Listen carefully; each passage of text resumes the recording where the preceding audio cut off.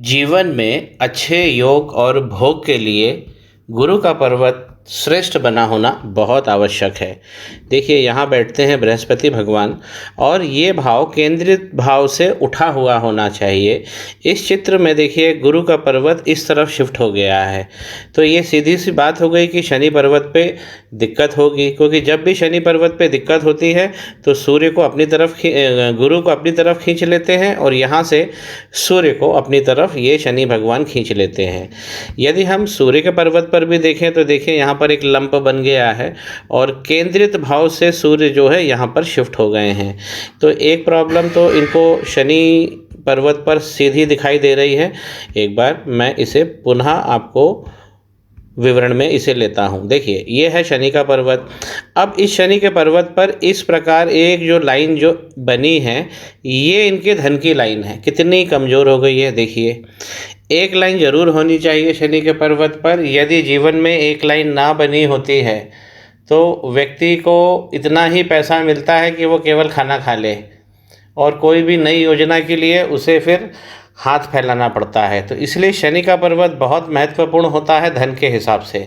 एक लाइन ज़रूर बनी हो, और अगर ये लाइन जब नहीं होती है तो आर्थिक स्थिति बहुत ज़्यादा विकट हो जाती है। तो ओवरऑल इनको यहाँ पर एक रेमेडी अगर ये ले लेंगी तो इनकी जो लाइन है ये वापस प्रॉपर फॉर्म में आ जाएगी। तो शनि के पर्वत पे एक रेमेडी इन्हें ज़रूरत है खास अच्छे योग और भोग के लिए। दूसरा, इनके हाथ में दिख रहा है कि शुक्र का पर्वत बहुत ज़्यादा फूल गया है। इस प्रकार शुक्र का पर्वत फूलने से हमको हमारे योग और भोग प्राप्त करने में फिर दिक्कत होती है। थोड़ा सा उठा होना चाहिए, लेकिन ये बिल्कुल फूल गया है, तो ये भी दाम्पत्य में भी कमी ले आता है ऐसा फूला हुआ। यदि हम इनकी विवाह रेखा देखें तो यहाँ पर भी हमें स्पष्ट दिख रहा है कि भाव की कमी है, क्योंकि डार्क लाइन नहीं बनी है। तीसरा मणिबंध भी जो होता है वो भी विवाह और हमारी फैमिली लाइफ का होता है, यहाँ पर भी इसकी वीकनेस आ गई है।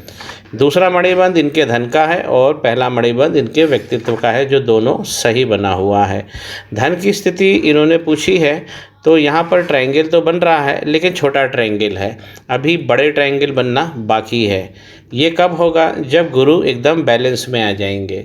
तो शुक्र का पर्वत बहुत ज़्यादा फूल गया है, और मंगल का पर्वत देखिए, मंगल देवता ही हमें कामयाबी भी देते हैं और कामयाबी को कायम भी रखते हैं। अब अगर मंगल के क्षेत्र पे इस प्रकार क्रॉस भी बना हुआ है एक, और आप देखिए यहीं पे एक गड्ढा भी बन गया है, ये डार्क लाइन भी अच्छा योग नहीं देती है।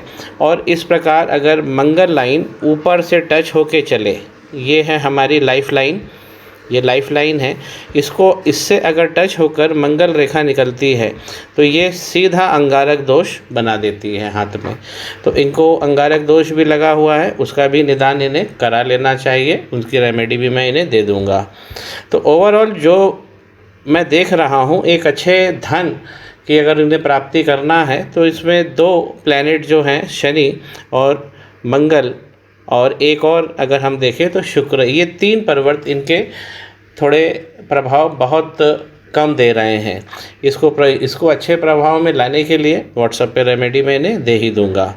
और मैं इन्हें ये सजेस्ट करूंगा कि जब भी सूर्य पे कोई दिक्कत आती है, अगर लाइन ना हो, तो इसमें गायत्री मंत्र का उच्चारण सुबह सुबह करना चाहिए।